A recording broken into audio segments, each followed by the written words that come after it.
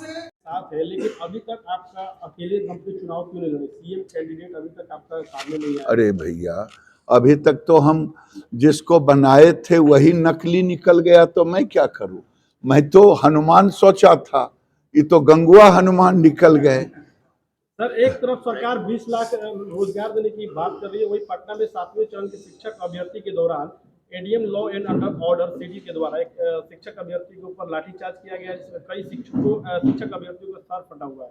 क्या कुछ कहेंगे? बिहार की जनता नीतीश बाबू के उस चेहरे से जानना चाहता है जो कहा 20 लाख लोगों को रोजगार दूंगा, लेकिन जहां तक मुझे मालूम हुआ पहली कैबिनेट में उन्होंने उर्दू शिक्षकों की बहाली का प्राथमिकता देने का काम किया है।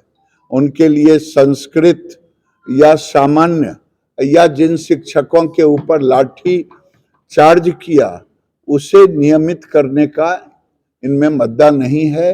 अब ये डम्मी सरकार हो गया। सर, इसके पहले तो सत्ता में आप लोग साथ में थे, तो उस समय ये रोजगार की मुद्दा नहीं हुआ करता था, और आज सत्ता से आप लोग बाहर में तो रोजगार मुद्दा बन गया। नहीं, स्वाभाविक है। हम चिल्ला करके कहाँ कह रहे थे कि हम 40 लाख रोजगार देंगे? 19 लाख में तो आप लोग। हाँ, तो 19 लाख हम आज भी हैं कि देश का माहौल बनाया है, राज्य का रोजगार की परिभाषा को हमने बदला है। लेकिन अब आज अभी आपने एक बात कहा शुक्रवार की छुट्टी को लेकर, जबकि इससे 2 महीना पहले आप गठबंधन के सरकार में थे तो बिहार में ऐसा मुद्दा नहीं आता था, झारखंड से आता था। तो ऐसी क्या मजबूरी थी नीतीश कुमार के सामने आप लोग हथियार डाल? नहीं, ये आप ऐसे शब्दों का प्रयोग कर सकते हैं क्योंकि शायद आप पत्रकार हैं, लेकिन हम इसका विरोध करते रहे हैं।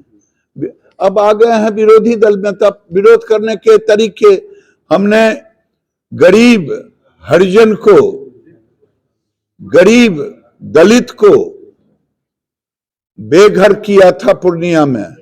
हमारे नेता ने पूरा जाके फिर बसाने का काम किया और आगे करते रहे। मुख्यमंत्री नीतीश कुमार ने सर एक बड़ा आरोप लगाया है बीजेपी के ऊपर कि वो खरीद फरोख्त कर के लिए बिहार की जनता को धकेल। बीजेपी के कद्दावर नेता शाहनवाज हुसैन पर रेप के आरोप लगे हैं, क्या कहेंगे?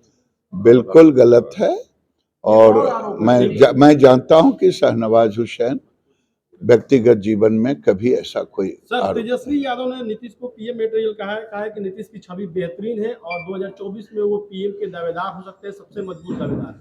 हमने कह दिया कि अभी तो सुना है कि हवन उबन भी चल रहा है, उन नई सरकार में कर रहा था।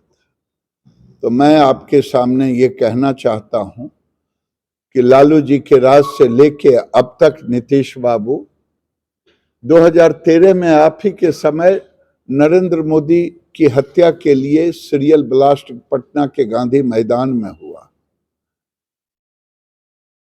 बिहार में अभी फुलवारी शरीफ में पीएफआई का आतंकवादी गतिविधि जो पूरे राज्य के 13 जिलों में फैला हुआ, ये बिहार धीरे धीरे स्लीपर सेल आतंकवादियों के लिए बन रहा है।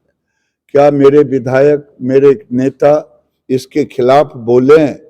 आप कहें कि असहज हो रहा हूं, सांप्रदायिक माहौल बिगड़ रहा है, तो मेरे जैसा कार्यकर्ता बीजेपी का कहेगा मुझे जो भी संज्ञा देनी हो, मैं आतंकवाद का स्लीपर सेल का विरोध करता रहूंगा। उसी तरह से आज जिसे हम पूर्वांचल कहते हैं, 500 स्कूलों में से ऊपर, एक एग्जैक्ट गिना हुआ नहीं है। आज किसी स्कूल से पूछो तो कहेगा कि संडे को बंद रहता, कलेक्टर का ऑफिस संडे को बंद रहता। ये मजहबी बंद शुक्रवार को, ये एक देश एक कानून वाली सरकार। हमने तो कश्मीर में 370 धारा हटा करके भारत के अंदर में एक देश से कानून लाया, लेकिन नीतीश बाबू और लालू जी के समय से फल फूल रहा। जब इसका हम विरोध करते हैं तब वो असहज हो जाते हैं, हमें सांप्रदायिक कहते हैं। तो मुझे सांप्रदायिक कहलाना पसंद है, मैं गर्व से कहूँगा, लेकिन बिहार में मजहबी शरिया कानून नहीं चलने दूंगा। ये छोटे छोटे मुद्दे जिसका बहाना करके उन्होंने बिहार की जनता को अराजकता की ओर ठेलने का काम किया है। और आज कई तरह के प्रश्न उभर करके सामने आ रहे हैं, धीरे धीरे लोग जानेगा। सर दोबारा